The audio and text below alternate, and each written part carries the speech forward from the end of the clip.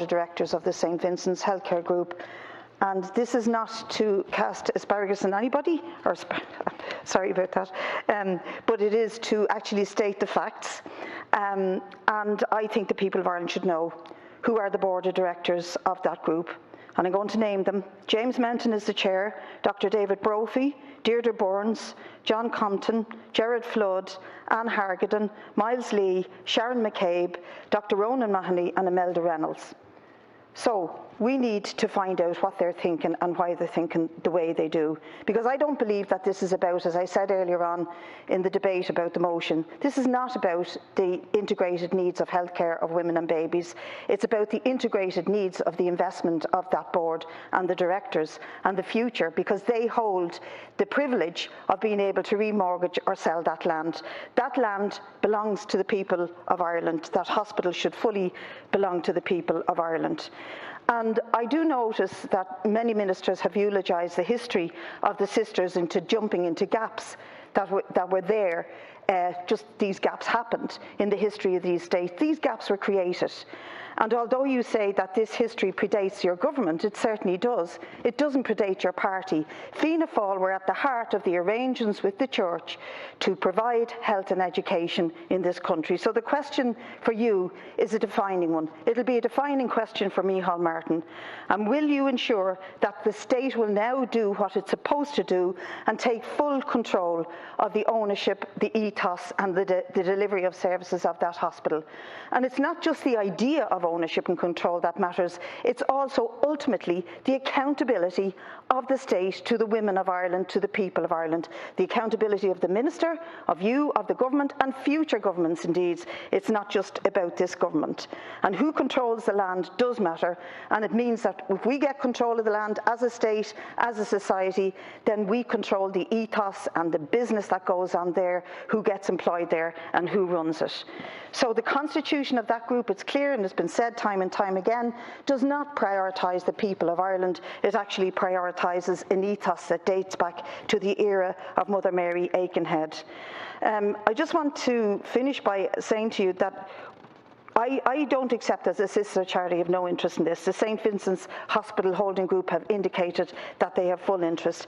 The way we see it as a people and as a gender, women who can reproduce in this country, this is a very dangerous move. If we don't get full control, ownership and accountability of this new National Maternity Hospital that workers are actually paying for.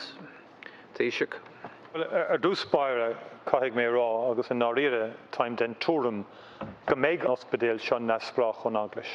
Táim den túram sin ó méid atá léirithe sna cónra go dtí seo agus an méid atá á phlé idir an HSE agus na board éagsúla. Ní bheith géon teannachar ag an aglas an ospidéal seo.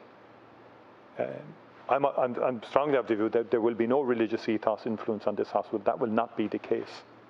But you do raise an interesting point in terms of ownership. I'm not going to get into the historic view where you love to sort of very simplistically sort of link a party or one party to how the state evolves and so on. We can argue that on another day. I do know that the people like Paddy Hillary, for example, who developed the first major state education at second level and comprehensive and community, and in terms of the vocational education community, Sean Moylan would have done years earlier, or indeed the free education initiatives of Donald O'Malley. So, you know, people evolve. You can't telescope the views of today back to earlier decades. And I have a very open view in terms of history, but I don't ideologically affix my own perspectives on history, and I don't intend to do so now, other than to say this, that I do take the point that that the ownership is important, and there shouldn't be any remortgaging into the future of this site by the hospital group. The government is not satisfied that that should be the case at all, and it's clear and united in relation to that issue. And I would make the point that I made earlier to Deputy Kelly: as the church exits institutions of this kind, it's what replaces it actually should concern us more, in my view, in terms of the governance and who trustees will represent or various companies will represent. That to me is a more fundamental point into the future, given the scale and nature of state investment in a facility. I'm very much of the view that if the state is building something, the state should own it. Now this has a history because of the fact that two voluntary hospitals have come together. The public interest demands that there be co-location. Let's be clear about that. It does demand that. I ask the question sometimes, why is it taking so long in this country to build hospitals? We had the same with Tala many years earlier, protracted negotiations. I was involved in getting the maternity and neonatal built in CUH in Cork. Thankfully, there were two state hospitals merging, and the private hospital agreed to cease operations to facilitate one major maternity hospital for that region with a state-of-the-art neonatal facility.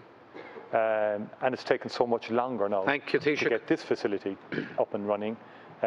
It's agreed that there should be co-location because that gives a better outcomes for mothers and babies where there is co-location.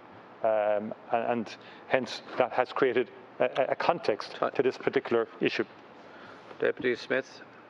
I won't engage in the historical debate with you. You have your view and I have mine, but historians have also outlined the view, and it isn't just Fianna Fáil, but primarily Fianna Fáil, but Fine Gael were also up to their eyes in giving the gaps to the church to fill in terms of our health and education, and we live with that legacy. Remember Dr. Noel Brown and the struggle that he had to engage in to get free maternity care for women.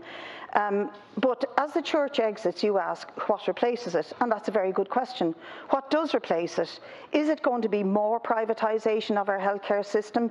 You're not for that, you say, but yet we're building a national children's hospital with private suites already allocated to it.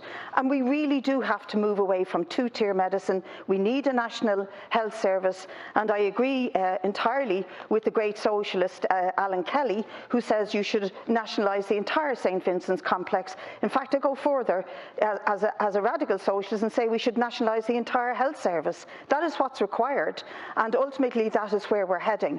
What we need to deal with now is the question of who owns the new National Maternity Hospital.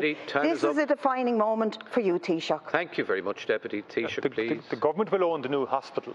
The issue is the site, which the government wants to own as well. That's the issue.